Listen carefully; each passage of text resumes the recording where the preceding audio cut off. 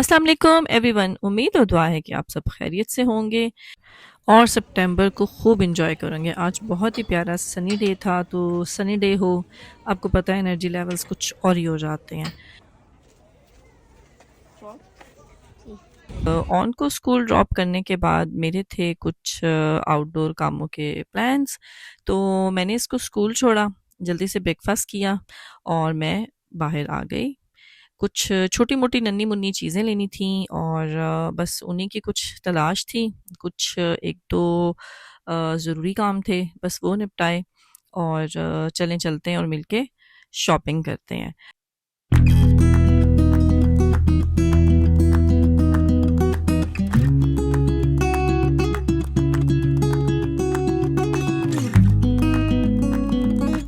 और मुझे ये बताएँ कि मेरी यूके में रहने वाली सखियाँ, सहेलियाँ, बहनें, वैसे तो ऑल ओवर द वर्ल्ड के लिए बात हो रही है, लेकिन यूके वालों के लिए स्पेशल बात हो रही है कि स्कूल चूँकि सबके स्टार्ट हो चुके हैं यहाँ पे सितंबर से, तो कैसे गुज़र रही है? क्या तैयारियाँ की थीं और कैसा चल रहा है सबका? सेकेंडरी स्कूल, प्राइमरी स्कूल्स दोनों जो ना बिल्कुल यहाँ पे ठीक-ठाक तरह से ज़ोर-शोर से स्टार्ट हो चुके हैं और मम्स बुरी तरह से बिज़ी हो गई हैं, मैं जानती हूँ। तो आपकी तरफ क्या नई ताज़ी है? क्या चल रहा है आपकी तरफ जो ना? तैयारियों से मुराद मेरी ये है कि जो-जो स्कूल्स आपने अपने लिए सोचे थे कि बच्चों को ये प्राइमरी स्कूल मिलना चाहिए या ये सेकेंडरी स्कूल मिलना चाहिए, तो उस हिसाब से आप सबकी तरफ वैसी-वैसी ख्वाहिश पूरी हो गई है या नहीं हुई है? क्या हालात चल रहे हैं? क्योंकि यहाँ पे ऑल ओवर द यूके ही ये बहुत बड़ा इशू है कि अगर आप इनके कैचमेंट एरिया में रह भी रहे हैं, तो भी ज़रूरी नहीं है, कोई गारंटी-वारंटी नहीं है इस बात की कि आपको अपने कैचमेंट एरिया का स्कूल मिलेगा। ख़ास तौर पे जो कुछ एरियाज़ ऐसे हैं कि वहाँ पे सेकेंडरी स्कूल्स का कंपटीशन बड़ा टफ़ है और कुछ एरियाज़ ऐसे हैं कि जहाँ पे प्राइमरी स्कूल्स का भी अब एक नया ही ट्रेंड चल गया है। जैसे-जैसे आप फेस करते हैं ना, वैसे-वैसे आपको चीज़ें ज़्यादा समझ आती हैं कि कुछ जो सेकेंडरी स्कूल्स हैं, उनके फीडर स्कूल्स बन चुके हैं या बने हुए हैं ऑलरेडी।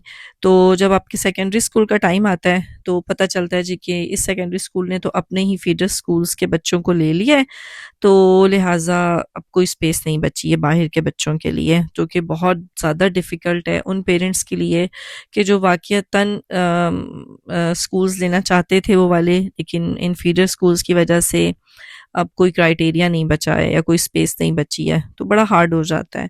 तो हर एक के एरिया के लिहाज से अपने प्रॉब्लम्स हैं, लेकिन पूरे यूके में वाक़ईतन ये बहुत सीरियस इशू है कि स्कूल्स का मिलना, आपके कैचमेंट एरिया में होना और कैचमेंट एरिया में होते हुए भी ना मिलना, ये दोनों सिचुएशंस हो सकती हैं आपके साथ ना। हर एक का केस जो है वो अपने लिहाज से वेरी करता है। कहीं प्राइमरी स्कूल्स बड़े टफ़ हैं, कहीं पे सेकेंडरी स्कूल्स बड़े टफ़ हैं कि उनके एडमिशन्स का एक टाइम है, तो आपने उसको फ़ॉलो करना है। तो एडमिशन्स हैं और बाज़ औक़ात इन ईयर एप्लीकेशंस हैं, यानी कि अगर आप कहीं मूव करते हैं, आते-जाते हैं, तो भी बहुत ज़्यादा लंबी-लंबी वेटिंग लिस्ट हैं, तो जिनके लिए आपको वेट करना पड़ता है। तो एनीवेज़ सबके लिए दुआ है कि आपके मन चाहे स्कूल्स मिल जाएँ और बच्चे अच्छे से स्कूल्स में एडजस्ट कर जाएँ, क्योंकि किसी भी स्कूल में जाएँ तो टाइम लगता है एडजस्टमेंट का, और उस लिहाज से ही आपने फिर जो है ना बच्चों को देखना होता है, पिक एंड ड्रॉप देनी होती है, तो ये सारे मैटर्स यहाँ वालों के काफ़ी सीरियस हैं जो ना। ओके जी, काफ़ी हो गई गपशप स्कूल्स के हवाले से। और एक और इम्पोर्टेंट बात जो मैंने आपसे करनी थी, वो ये मैंने करनी थी कि ये उन उन लोगों का है कि जिन्होंने अभी तक इस चीज़ को मतलब देखा नहीं है या उनकी नज़रों से गुज़रा है, तो उन्हें समझ नहीं आया कि इसका क्या मकसद हो सकता है। ये उन मम्स के लिए, उन पेरेंट्स के लिए मैं बात कर रही हूँ। वैसे तो मुझे पता है मेरी बहनें बहुत ज़्यादा वेल अवेयर हैं, हर ईमेल को बड़े गौर से पढ़ती हैं, लेकिन फिर भी कुछ होता है ना बेध्यानी में, आप कुछ चीज़ें आपके दिमाग से, आँखों से ओझल हो जाती हैं। तो मेरी वो बहनें कि जो इस साल पाकिस्तान जाने का प्लान रखती हैं, वो सुन लें अब से कि जब आपने खाड़ी, limelight, J dot, beech tree, whatever brand जो आपको पसंद है, आपने उसकी शॉपिंग करनी है ना पाकिस्तान जाके, तो उसमें मेरी बहनों मार्जिन रखना कि फ़ाइन बढ़ चुका है बच्चों की अनऑथराइज़्ड छुट्टियों का, कि वो छुट्टियाँ जो आप स्कूल वालों से उनकी मर्ज़ी के बगैर लेते हैं, उनका फ़ाइन अब बढ़ चुका है। ये रूल तो आपको पता ही है कि अगर एक बच्चे ने ऑफ करना है ना, तो माँ और बाप दोनों ने मिलके फ़ाइन देना है। यानी कि ऐसा नहीं है कि एक बच्चे के लिए पेरेंट्स फ़ाइन देते हैं। यहाँ पे मदर और जो फादर हैं वो अलग-अलग उनका फ़ाइन देते हैं। तो ये ज़रा माइंड में रखिएगा, उसका भी मार्जिन अपनी टिकट, अपनी शॉपिंग के साथ-साथ आपने दिमाग में रखना है। इसको भूलना नहीं है कि फ़ाइन अब बढ़ चुका है। तो जी, तो ये थी बहुत ही सीरियस वाली 2 इम्पोर्टेंट इन्फॉर्मेशंस जो कि मैंने कहा था मैं आपके साथ ज़रूर शेयर करूँगी। उम्मीद है कि आपका इससे कुछ ना कुछ भला हो ही जाएगा। ठीक है जी, अब मेरी शॉपिंग जो थी वो ऑलमोस्ट कंप्लीट थी, लेकिन फिर ऐसा होता है कि जब आप एंड पे जा रहे होते हैं ना, तो आपको याद आता है, ओह! वो चीज़ तो मुझे भूल ही गई थी जो कि लिस्ट में नहीं भी थी। तो इसी तरह मुझे कुछ याद आया था और मैं फिर पलट के वापस आइल्स की तरफ गई और वहाँ से वो चीज़ उठा के मैं लेके आई जो ना।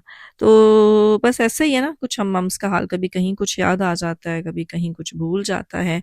तो बस चीज़ों को लिस्ट के अलावा भी जो ना कभी-कभी चीज़ें होती हैं जो आपने बाय करनी होती हैं जो ना, मैं तो पूरा वीक यही करती रहती हूँ। जैसी कोई चीज़ याद आई फ़ौरन से पहले मैंने उसे अपने नोट्स में लिख लिया कि ये चीज़ अब फ़िनिश होने वाली है और बस अब ये चाहिए। तो लेकिन कुछ चीज़ें ऐसी होती हैं कि देख के याद आती हैं कि ये भी चाहिए थी भई। वहाँ से फ्री होने के बाद जब मैं अपनी हाई स्ट्रीट पहुँची तो मैं हैरान रह गई, बल्कि सीधे लफ्ज़ों में कहूँ तो मैं हरियान और परेशान हो गई कि हमारी हाई स्ट्रीट में लोकल मार्केट कहाँ से आ गई है, क्योंकि कभी ऐसा नहीं हुआ कि हमारी तरफ कोई लोकल मार्केट लगी हो। और ये पहली दफ़ा ऐसा हुआ था कि यहाँ पे कोई लोकल मार्केट थी और बहुत अच्छे स्टॉल्स लगे हुए थे जिसमें कुछ ज्वेलरी के थे, कुछ कपड़ों के थे, डिफरेंट एक्सेसरीज़ थी। ज्वेलरी के वैसे मेजर ज़्यादा थे और इसके अलावा वॉचेस के थे और बड़ी खूबसूरत ज्वेलरी थी। यूरोप और पाकिस्तान दोनों साइड्स की जो ना ज्वेलरी थी, बड़ी यूनिक ज्वेलरी लगी हुई थी और बड़ा मज़ा आ रहा था मुझे जो ना इसको विज़िट करके और देख के। मैंने उनसे कन्फर्म भी किया कि मैंने ये फ़र्स्ट टाइम स्टॉल देखा या मैंने मिस किया है इसको कभी हमेशा। तो वो कहते नहीं, हमारा आज पहला दिन है और ये वाक़ई पहली ही दफ़ा जो है यहाँ पे इस तरह से लोकल मार्केट लगाई गई है। तो बड़ा अच्छा स्टेप था, बड़ी ज़बरदस्त ज्वेलरी थी और मैं देख रही थी, समझने की कोशिश कर रही थी कि कौन से मुल्क की, क्योंकि मुझे ज़्यादातर ना इसमें यूरोपियन ज्वेलरी का टच ज़्यादा नज़र आ रहा था। और मैंने जब कन्फर्म किया तो उन्होंने कहा हाँ जी ऐसा ही है कि ये हमारी जो मेन सोर्स जो है वो यूरोप है। इसके अलावा पाकिस्तान की तरफ से भी कुछ ज्वेलरी है, ख़ास तौर पे जो स्टोन है ना, स्टोन्स के और जो असली चांदी की बनी हुई रिंग्स होती हैं, उस तरह की कुछ चीज़ें भी हमारे पास हैं जो ना। तो आप भी मेरे साथ एंजॉय करें, बाय करें ना करें, लेकिन विंडो शॉपिंग तो बनती है ना। आपको पता है ना कितना मज़ा आता है विंडो शॉपिंग का भी।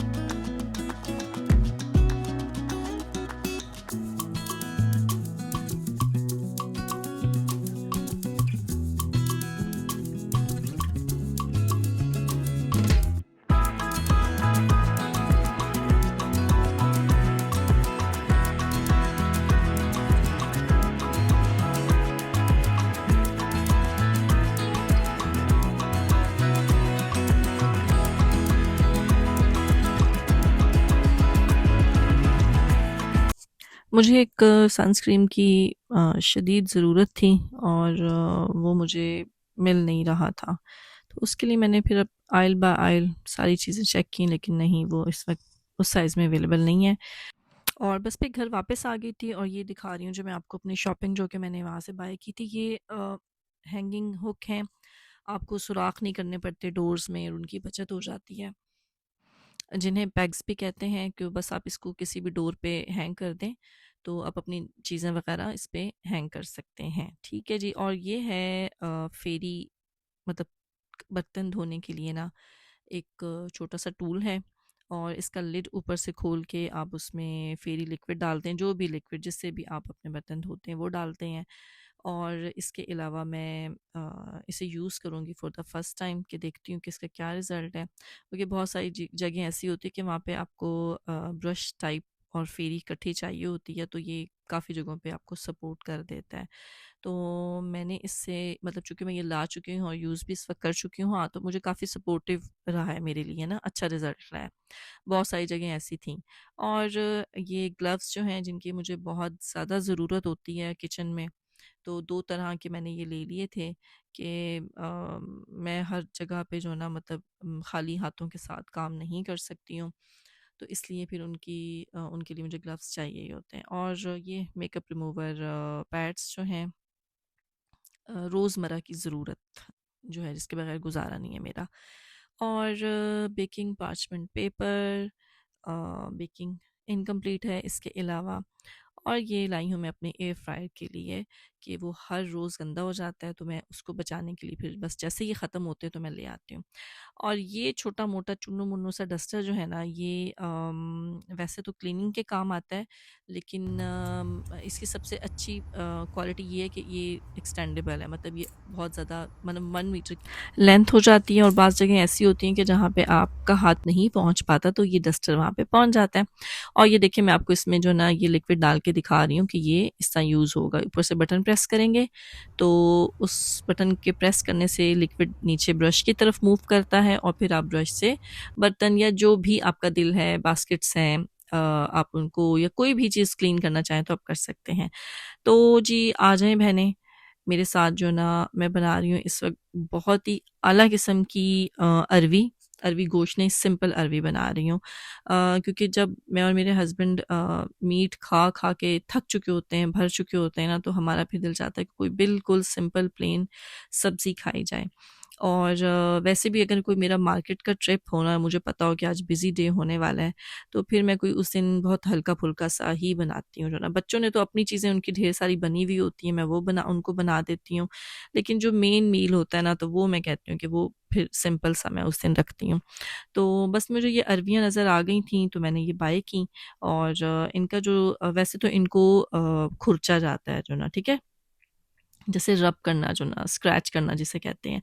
लेकिन इसका पील जो ना थोड़ा-सा मोटा था, तो मैंने कहा चलो फिर छुरी से ही इसके साथ जो ना इसको जल्दी-जल्दी बस कट करते हैं और इसको पकने रखते हैं। बस इसको आप अपनी चॉइस के शेप्स में काट लें। और इसके बाद, इसको काटने के बाद, इसको सबसे ज़रूरी जो पॉइंट ये है कि आपने इस पे जैसे ज़ख्मों पे नमक छिड़कते हैं ना, बिल्कुल इसी तरह इसको नमक लगा के आपने कम से कम 30 मिनट के लिए आप इसको रख दें। और दूसरी तरफ आप मसाला तैयार कर लें। मैंने मसाले में सिर्फ सिंपल सा प्याज, टमाटर और सब्ज़ मिर्चों को ग्राइंड कर लिया था, क्योंकि लहसुन अदरक आपको पता है कि मैंने पेस्ट बना के रखा होता है। वैसे तो टमाटर का भी रखा होता है, लेकिन जब नहीं अवेलेबल होता तो मैं इसको फिर ऐसे ही फ्रेश एक ही दफ़ा जग में डाल के ग्राइंड कर देती हूँ। और जो दूसरी बड़ी साबुत मिर्चें हैं, उनका वो वैसे ही जो है बाद में मैं गार्निश के तौर पे एंड पे इसमें डालूँगी। और ग्राइंड करने के बाद मैंने इसका बना लिया मसाला। अब आ जाते हैं कुकिंग की तरफ। तो कुकिंग में आपने सिंपल क्या करना है कि एक पैन में ऑयल डाल के उसमें आपने जो अरवियाँ जिनको नमक लगाया था, उनको धोने के बाद आपने सबसे पहले इनको थोड़ा-सा स्टर फ्राई कर लेना है, कि हल्की-सी जो है ना इनके ऊपर लाइट गोल्डन कलर आ जाए। ये स्टेप करने का ये फ़ायदा होता है कि जो अरवी के ऊपर अरवी का जो अपना इटसेल्फ लेस है ना, वो ख़त्म हो जाता है। और मज़े की बात ये बताऊँ कि मैंने अपने बच्चों को ये बताया हुआ है कि ये आलू की बहन होती है। तो इसलिए अगर आप आलू भाई खाते हैं तो प्लीज़ अरबी बहन भी ज़रूर खाया करें जो ना। मुँह तो बनाते रहते हैं लेकिन अब खिलाना तो है ना हर सूरत। ये तो नहीं कि इनके चक्कर में इनको पता ही ना चले सब्जियाँ होती क्या हैं और सब्जियों के जायके क्या होते हैं जो ना। आलू शौक से खा लेंगे, अरबी की दफ़ा मुँह बना लेंगे, लेकिन मैं ब्लैकमेल करके ये भी खिला ही लेती हूँ किसी न किसी तरह। अब इसी पैन में जब आपने अरबियाँ निकाल दी और फिर उसके अंदर आपने यही मसाला जो ग्राइंड किया हुआ है आपने डालना है। प्लीज़ दूसरा पैन मेरी बहन मत लीजिएगा, बर्तन आप नहीं धोने हैं। तो इसी पैन में आपने इस मसाले को अच्छी तरह से भून लेना है। इसी स्टेज पे मैं इसके साथ ही इसमें लहसुन अदरक का जो पेस्ट ऑलरेडी बना होता है वो डाल देती हूँ और बाकी बेसिक आम मसाले हैं जो कि जिसमें नमक, मिर्च, हल्दी, धनिया पाउडर, ज़ीरा पाउडर, थोड़ा-सा गरम मसाला, ये डाल के आपने इसको ग्राइंड कर ले सॉरी मसाला बना लेना है। ध्यान रखिएगा क्योंकि आपने इसमें सब्ज़ मिर्चें भी कूटी हैं, तो आपने अपनी मिर्चों का लेवल अपने मुनासबत से खुद ही सेट कर लेना है। और जो बड़ी बुलेट मिर्चें थी वो बाद में मैं इस पे गार्निश के लिए यूज़ करूँगी और इस मसाले को आपने तब तक भूनना है जब तक कि आपको इसके ऊपर ऑयल नज़र ना आ जाए। जब मसाला अच्छी तरह से भुन जाए तो आपने इसके अंदर पहले से फ्राई की हुई अरबियाँ डाल के अब आपने इसको तकरीबन 10 मिनट इसी मसाले में बहुत अच्छे से भूनना है ताकि जो मसाला है वो अरबियों के साथ अच्छी तरह से घुल मिल जाए। तकरीबन 10 मिनट की भुनाई करने के बाद आपने इसके अंदर गर्म पानी जो है वो ऐड करके इसको गलने के लिए रख देना। ये 15 से 20 मिनट्स लेगी और बहुत अच्छे से गल जाएगी। मेरी अरवी के साथ एक बड़ी अच्छी मेमोरी भी कनेक्टेड है, वो ये है कि हम बचपन में जब नानी अम्मा के घर आया करते थे, छोटे होते थे, तो गर्मियों की छुट्टियाँ गुज़ारने उनके घर जाते थे, तो ये वहाँ से जो ना मेरा एक क्रेज़ बना था। मतलब मेरी नानी अम्मा बहुत ज़बरदस्त अरवियाँ बनाया करती थीं। तो कभी अरवी गोश्त, कभी खाली अरवी। तो वो उस वक़्त की एक होता है ना आपको आपकी चाहत बन जाती हैं कुछ चीज़ें बचपन की जो ना, तो वो अरवी जो है ना आज तक मेरे माइंड में स्टक है कि वो बड़ी ज़बरदस्त होती थी। या फिर सादी रोटी पे अ, घी लगा के, देसी घी लगा के उसके ऊपर कभी शक्कर से खाना, कभी गुड़ से या कभी चीनी से। तो ये कुछ ऐसी मेमोरीज़ हैं जो कि आपकी बचपन से और ननियाल से या ददियाल से जुड़ी हुई होती हैं, बड़ी खूबसूरत यादें होती हैं। तो अरवी बन रही थी तो साथ में दिल आया कि क्यों ना तंदूर की रोटी बनाई जाए। तो बस फिर मैंने ये अपना तंदूर निकाला और मैंने कहा चलें आज जो है ना तंदूरी रोटी खाई जाती है। आज सादी रोटी का दिल नहीं है। तो क्योंकि जब भी आप मार्केट से लेके आते हैं ना ये वाली रोटियाँ तो वो जो है ना बड़ी वो मतलब अजीबो-गरीब ठंडी हो जाती हैं और सोगी हो जाती हैं। तो बस फिर मैंने उसका हल यही निकाला कि आप खुद ताज़ी-ताज़ी घर में बनाएँ और खुद एंजॉय करें अपने खाने को। तो उम्मीद है कि आपको ये अरवी का सालन और तंदूर की रोटी बहुत अच्छी लगेगी। साथ में मैंने चटनी भी बनाई थी। तो आप भी बनाएँ, इस रेसिपी को एंजॉय करें। यकीन जाने सिंपल सी रेसिपी है मगर इतना आउट क्लास और खिल के कहते हैं ना रिच एंड फ्लेवर्स जो ना इसका जायका निकलता है कि बस मज़ा आ जाता है खा के। तो उम्मीद है कि आपको ये व्लॉग अच्छा लगा होगा। लाइक, शेयर और सब्सक्राइब करें और खुश रहें। Take care. अल्लाह हाफ़िज़।